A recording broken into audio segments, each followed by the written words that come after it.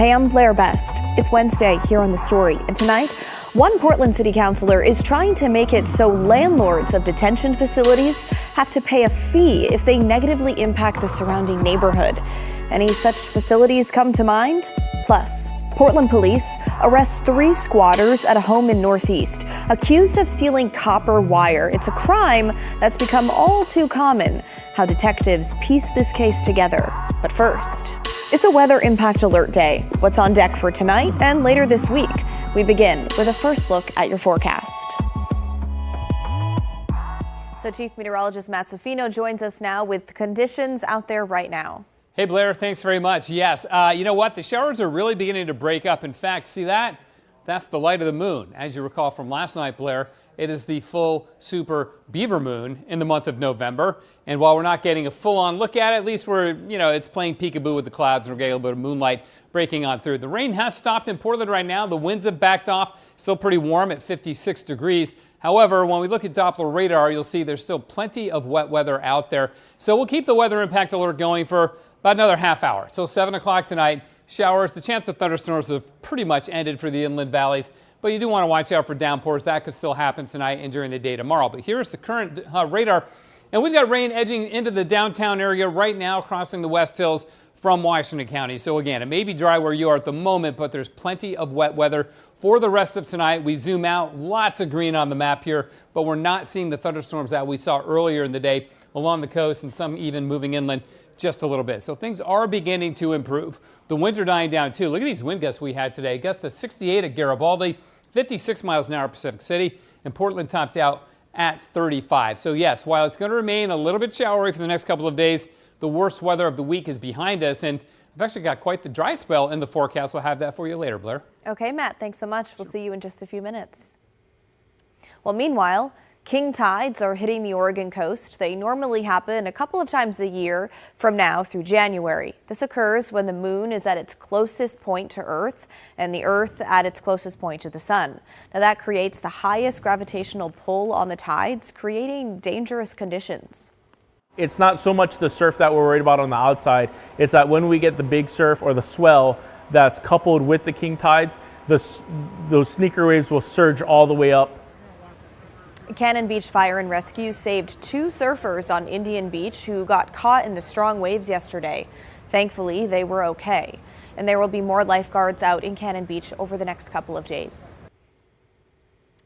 Well, one Portland City Councilor is getting creative with how to address what's happening outside the ICE building, especially when it comes to the impact on those who live and work nearby. Today, I sat down with Angelita Morillo, who is trying to make it so landlords of detention facilities pay a fee if they disrupt the neighborhood, a move that some longtime protesters say doesn't go far enough. Protests outside the Portland ICE building have been going on more than 6 months now, impacting those who live and work nearby. I myself have been out there protesting when they've gassed all the way down the block, and protesters were running, telling the neighborhood to close your windows, Holly Brown is with a local protest group. Portland contra las deportaciones, or Portland against deportations. They're calling on the city to revoke the ICE building permit. We think what's happening at the ICE facility is an emergency. In September, the city sent the building owner a violation notice, accusing the ICE facility of violating its land use approval more than 24 times, including detaining people overnight. In a statement, ICE's assistant secretary criticized the notice back in September, saying in part, "Another day, another sanctuary politician attempting to prevent the brave men and women of ICE from removing the worst of the worst." ICE has taken action to ensure that detainees are not held for more than 12 hours, including by increasing staffing and other resources provided by the One Big Beautiful Bill. Another tactic often used by federal agents, tear gas and pepper spray, which has caught the attention of Portland City Council. Your city council, we're going to have to get creative to address the harms that are happening, and what better way to do that than with unsexy code requirements. Councilor Angelita Morillo will soon introduce a proposal to fine detention facility landlords if actions at their buildings negatively impact the surrounding neighborhood. This will mitigate some harm because if you are a landlord that's choosing to profit off of the expansion of detention facilities, then you are creating a unique harm in the community that has to be addressed. It's not specifically to target the ICE building. That would be discriminating against the federal government's operations and what they're trying to do, and we can't do that because of the supremacy clause. This is about just making sure that harms and costs that are impacting the community are being mitigated, and so it's addressing all detention facilities. There are 3 buildings in Portland considered detention facilities.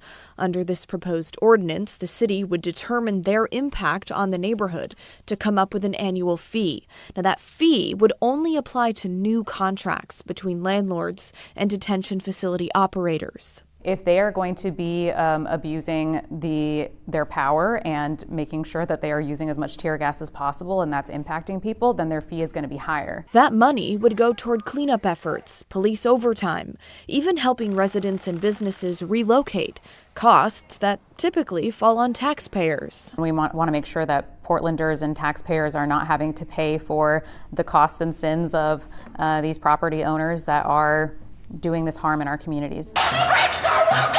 The proposal is not enough to stop people like Holly While we are happy that people are trying to do something, from calling for more to be done. we don't think it goes nearly far enough, and we want them to take much stronger actions than that.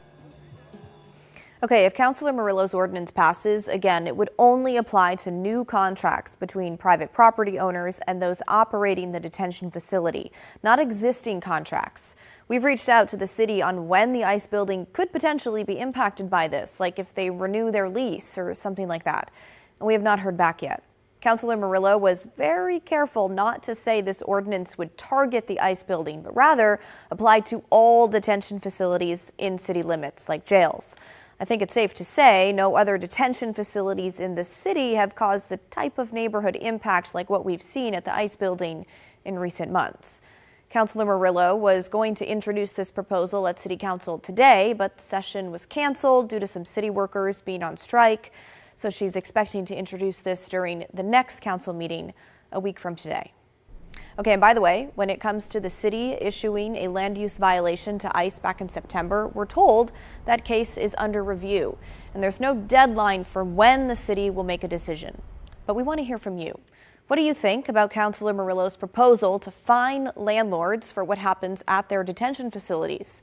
Email us at thestory@kgw.com or call and leave us a voicemail, 503-226-5090. In Washington County, commissioners declared 2 states of emergency this week. The first grants $200,000 to support immigration services. Funding will go to organizations that help families contact detained family members. Washington County Commissioner Jason Schneider says money will also be used to document detainments and ensure immigration officers follow due process. People are frustrated and they're scared. People are anxious. And those are all reasonable reactions given what's happening, and we want to do our best to try to support them.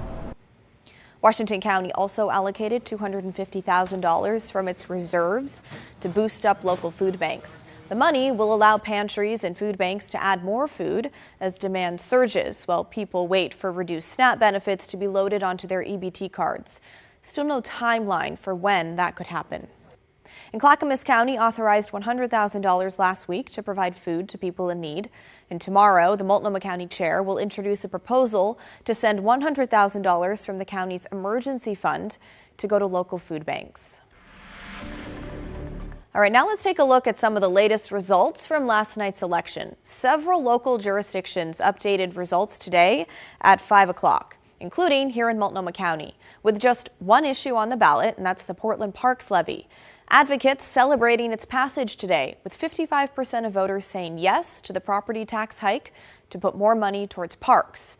The last time this levy passed in 2020, it was with 64% of the vote. A public safety levy in Washington County looks like it will pass as well. This one would raise property taxes by 19 cents for every $1,000 of assessed value. County leaders say the money will go towards things like investigating and prosecuting theft, child abuse, and pornography cases, preventing domestic violence, and fully funding the county jail.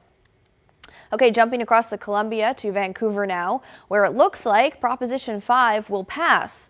That will raise property taxes by 15 cents for every $1,000 of assessed value. That's around $75 a year more for someone with a $500,000 home. The money will allow Vancouver police to hire 13 more officers and add equipment. It comes after voters rejected a much larger levy like this last November. Staying in Vancouver, current Mayor Anne McInerney-Ogle is well on track to win her third term. She has more than double the votes of business owner Justin Forsman. And those are just a few of the bigger issues from ballots around the region yesterday. You can also stay up to date with the latest local election results by texting the word election to 503-226-5088, and we'll text you a link to the latest results on our website. Well, Portland police arrested 3 squatters at a home near the Grotto in Northeast Portland, tied to a copper theft investigation. These are photos Portland police shared with us from the property on Skidmore Street, where officers found what they call extensive evidence of copper theft and metal processing, including the burning and stripping of insulation from copper wiring. Okay, the Bureau says over the past 6 months, there's been a spike in copper thefts in the Rose City, resulting in more than $2 million in losses and damages. Many of the thefts have affected landline phone connections, including some emergency response lines. Here's a look at locations where police say they received reports of overhead and underground communication lines being cut at night. Northeast Fremont and 102nd, Southeast Foster and 111th, and then further east near 162nd and San Rafael Street. The 3 people arrested in this case face several charges like theft and unlawful transportation of metal. Police say the trio was evicted from the property on Skidmore by sheriff's deputies as they were apparently living there illegally after the owner of the home passed away. Not only was this a location where this copper cable was being processed, it was a huge source of community concern. There were multiple reports of disturbances and fires and other issues, theft in the area, vandalism. That's the nature of the initial community concern that brought this location to our attention was livability issues. So back in August, I did a story looking at the spike of copper thefts here in the Northwest. At the time, Washington and Oregon led the nation in those thefts, according to data from communications company CenturyLink, whose lines are often affected by thieves. There were more than 370 incidents in Washington between January and mid-August, and nearly 150 times here in Oregon in that same time frame, compared to just 79 such incidents in all of last year. Well, today, Portland Police says since September, these types of thefts are happening on average every other day in Portland. The value of raw copper fluctuates, but it's selling for just under $4 a pound nowadays. CenturyLink says they're trying to move away from using copper wire and instead use less profitable material in the cables and adding GPS trackers to cables in problem areas, including right here in Portland. Well, today, lawyers for the state of Oregon made their case at the U.S. Supreme Court in a huge test of President Trump's sweeping use of tariffs. The Solicitor General arguing on behalf of the administration, telling the justices that the president has the authority to impose tariffs as a way of conducting foreign affairs and to negotiate trade deals under the International Emergency Economic Powers Act. But Oregon and other states, along with a group of U.S. businesses, argue there is no emergency and tariffs hurt Americans who are, in effect, paying higher prices on imports. They say tariffs amount to a huge tax, and only Congress is authorized to impose taxes, not the president. I think the facts really speak for themselves, and I think this was compelling for the justices where no other president had ever used this power to try and implement tariffs. Every other president had used the appropriate statutes that Congress intended. I think that weighed heavily. 2 lower courts have already ruled against the Trump administration, and today, some conservative justices seemed skeptical of the tariffs. It's unclear how long it will take the Supreme Court to rule on the lawsuit. Meanwhile, Oregon Governor Tina Kotek is taking some trade issues into her own hands. The state just signed a new partnership with the United Kingdom to strengthen ties on trade, energy, and tech, focusing on areas like semiconductors and clean energy. Now, it also backs Oregon's climate goals, with both sides committing to phase out coal power by 2030. State leaders say the UK is one of Oregon's top target markets for attracting foreign investment, particularly in bioscience and high technology. Well, coming up next on the story, many of us drive on I-5 daily. But one man and his family got the scare of a lifetime recently when a chunk of concrete fell onto their car under an overpass. And it was all caught on video. That's next when the story returns.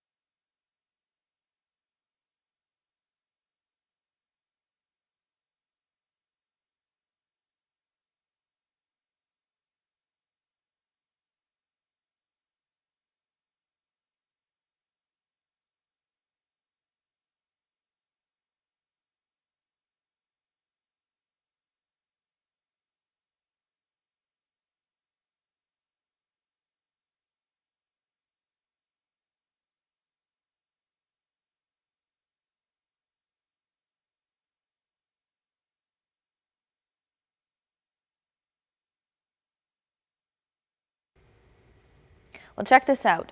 Dashcam video catches the moment a chunk of concrete fell from under the Morrison Street overpass on I-5 in North Portland, right onto a car's hood.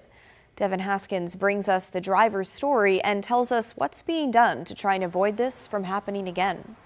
Right when it hit, it just exploded, and it felt like a bomb dropping on our car. Enrique Ruiz says what happened to him on Sunday could have been worse, even just milliseconds later. Just check out the video that he recorded off his Tesla's camera. So we're driving home from church and asking the kids about what they're learning, when all of a sudden, boom, impact. That impact, a piece of concrete from the Morrison Street viaduct above. Now, a good-sized dent remains in the hood of his Tesla. Yeah, so this is where the concrete hit our car. That dent was also just inches away from the front windshield and the seat his wife was sitting in. I don't know, man. The good thing is we were on our way back from church and something was watching over us, because this is a millisecond time. You can see exactly where the pieces fell.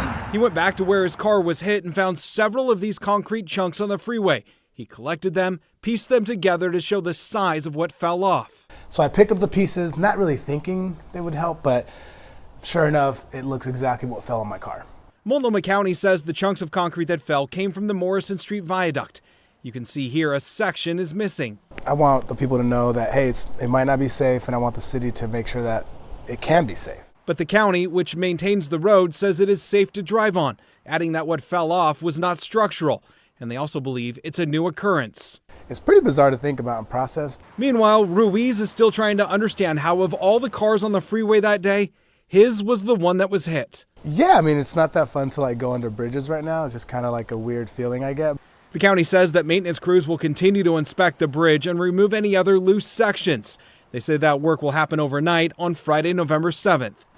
In Portland, Devin Haskins, KGW News. Okay, let's get to Chief Meteorologist Matt Safino now for his full forecast on what to expect the rest of this week and a peek at the weekend. Matt? Yeah, Blair, the only thing falling from the sky tonight has been rain. Thank God. Yeah, right? Yeah, Thank God. That. On that. Wild. But it has stopped for a bit, and we've had a few glimpses of that full super beaver moon that's in the sky tonight. Every now and then the clouds break up. Not raining out of the airport right now, but it's certainly raining in Vancouver. You can see the water on the lens here. And up at Timberline, yes, it is snowing. However, skiers, don't get too excited because it's 33 degrees. The snow level goes up a bit tomorrow. This is not going to be a big snow producer for us, but hey, at least we're seeing snow in the air. Always good to see. Icy though, 33, icy? Definitely. Well, that's up at 6,000 feet at Timberline. So the passes like Government Camp, yeah, Sandy Ann Pass, Willamette Pass, they should just be wet okay, and not white. Are you driving over the pass tomorrow? No, I'm just curious. Yeah, no, you're concerned for your viewers. Yes. It's very good. All right. At the Oregon coast, the swells are all in the teens right here, but when they reach the coast, the breakers can be in the 20, 25 foot range. Then there's the tidal overflow issue because of these extremely high lunar tides because of the aforementioned full moon that we had. So the tide tonight, the next high tide is at 1:40 a.m. when everybody's sleeping. And that's not an extremely high tide. It's 8 feet's pretty good, but the one we're concerned about is the next one. That's the lunar tide at 1 o'clock basically tomorrow afternoon. 10.3 is high. You notice the low tide after that drops into the minus category. That's a very, very low tide. And then there'll be another 10-foot tide on Friday afternoon. So the next couple of days, those afternoon high tides will be very large, which is why we've got the coastal flood advisory for tidal overflow issues. That just means the water comes up high enough that some of the low spots on Highway 101 and some of the roads and streets on the coast could have some minor flooding for a couple of hours because of the high tide. Then the high surf advisory because of those big swells that I showed you too. So there's a lot going on up and down the entire Oregon coast. Okay, here's Doppler radar. There's the rain. Notice how it's all in lines here? We call that streaming or streaking as the showers are kind of forming over the high terrain in the coast range and then spreading out over the valleys here, indicating the wind flow as well. Look at all those lightning strikes that were offshore. We had a tornado warning right here, right around 5 o'clock. It was a tornado that was only indicated on Doppler radar, so it could be that it never touched ground. It could have just been a cold air funnel cloud. But nonetheless, we had a tornado warning in Pacific County for a bit this afternoon for about 15 minutes. All right, here's the rainfall totals that we have, about 0.4 of an inch, so largely beneficial rainfall. We're running above average for the month of November, which is great. I know it's only the 5th, but it's our second rainiest month of the year, so you want to really pick up what you're supposed to get this time of the year. You can see offshore there is some clearing, but we're going to see some development down here roll in tomorrow for basically a secondary cold front that will bring us more precipitation. But watch what happens after that, Blair. Weekend plans look Love great. it. That is high pressure and dry weather for Saturday, Sunday, and likely beyond. We hit 63 today too, so it was warm with that south wind. We're down to 56 right now, freezing level 6,800 feet. Quick look at the 7-day forecast for you. You see there's no red. We're letting the weather impact alert expire, right? That's good. Yes. And then after the showers end Friday, it's dry for Saturday, Sunday, and probably into the middle of next week, including Veterans Day. The best days to be dry for. You bet. Thanks so much, Matt. Okay, coming up next on the story, gas prices in Oregon are at a 7-month low. So what's driving the prices down, and when can you expect them to jump back up? That's when the story returns.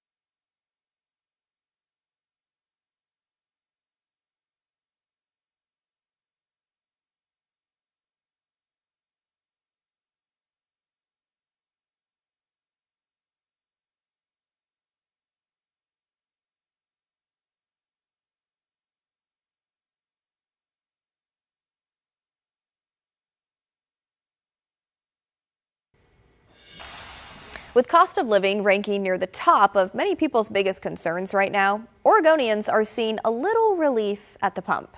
According to AAA, the price of regular gas is at a 7-month low, with the statewide average sitting around $3.87 a gallon. That's down 6 cents from a week ago.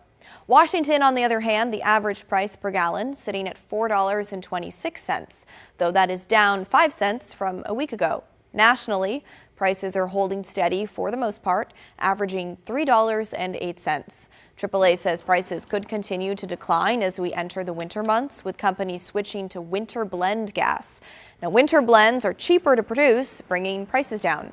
Prices usually hit their lowest point in late fall and early winter before ticking back up again to mid to late winter as gas companies prepare for the switch back to that summer blend fuel.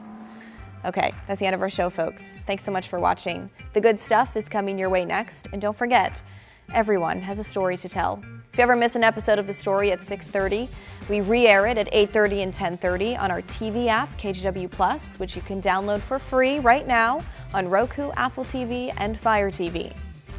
In the meantime, have a great Wednesday night. I'll see you right back here tomorrow night at 6:30.